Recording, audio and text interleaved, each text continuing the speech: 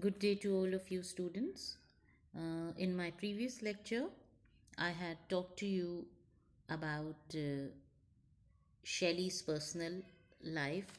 I had given a short biography, and we'll continue and do a quick recap and see how Shelley, because of the experiences that he had gone through life, we could we can see the weight and the tyranny of that in his poems.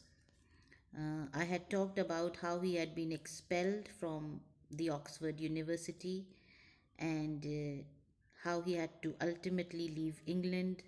His books had been adversely criticized, and his right over his children from his wife Harriet had been denied, and he voices all of these uh, elements, this dejection, this sense of oppression, and this mood of pessimism again and again in his poems, like the West Wind and like stanzas written in dejection. So there is an echo of the pessimism, the lamentable state that he was in his poems.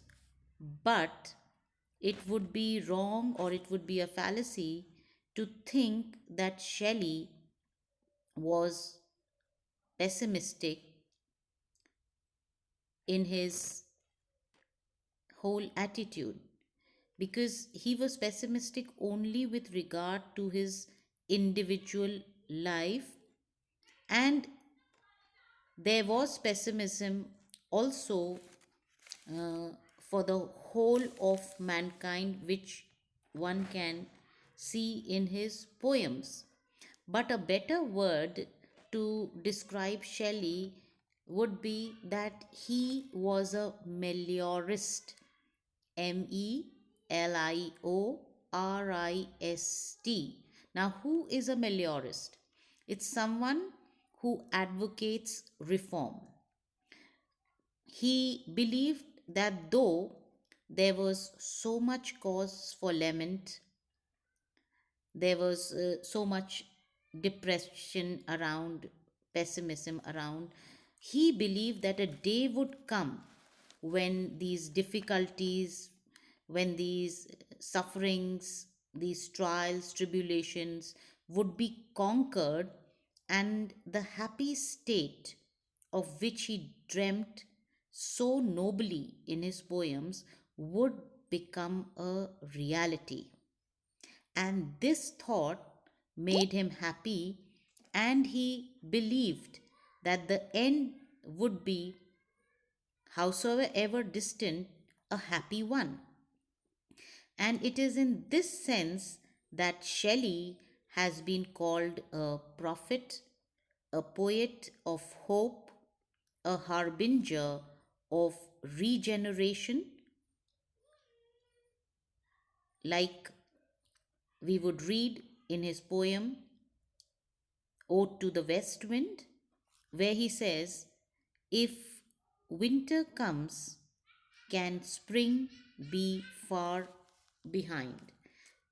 So he's a poet of hope. Now let's see a little bit about Shelley's treatment of nature.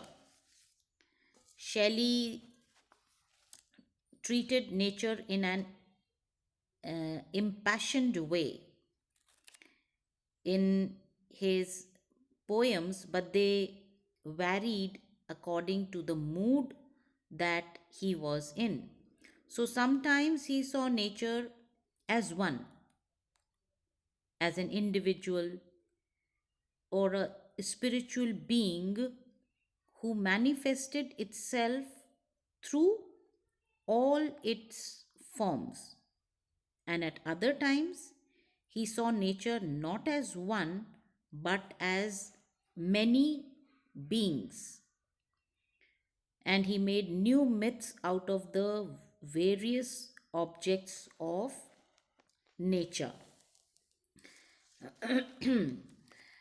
So, a comparison with Wordsworth's attitude towards nature would help you to understand Shelley's attitude towards nature, and this would be also very helpful from the examination point of view, because if you put in a comparison between two poets and their attitudes, it would definitely fetch you uh, good marks. So we could say that Shelley philosophized nature as much as Wordsworth did it. But Wordsworth turned to nature because of his innate and strong tendency towards isolation. He liked to be alone.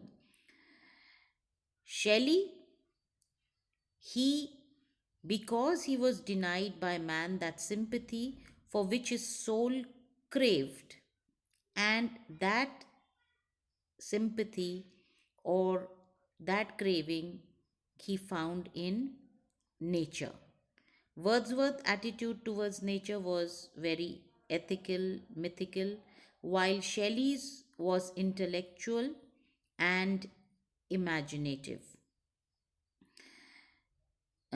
Wordsworth learned from nature the lesson of self restraint or self control, while Shelley learned that of self abandonment or freedom or wildness. Wordsworth was more attracted by the milder aspects of nature, while Shelley was attracted by the wilder and more rugged aspects such as the seas and the tempests. So, Shelley's descriptions of nature are what may be called unearthly. This is probably due to his visionary and dreamy nature, and because of this, he enjoyed describing the scenery of clouds and the sky and the storms. Finally, one can discern in Shelley a tendency to identify his moods and feelings with with the objects of nature, such as the skylark, the west wind, and the night. His poetry is devoid of that tranquility which we see in Wordsworth's poetry. So,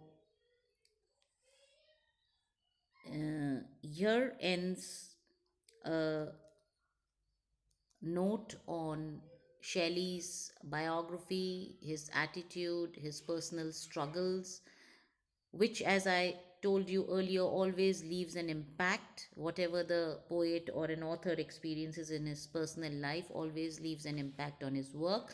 And when we do Ode to the West Wind or the Skylark, we will get a personal glimpse, or there will be echoes of his the struggle that he went through in his personal life. We'll continue next time.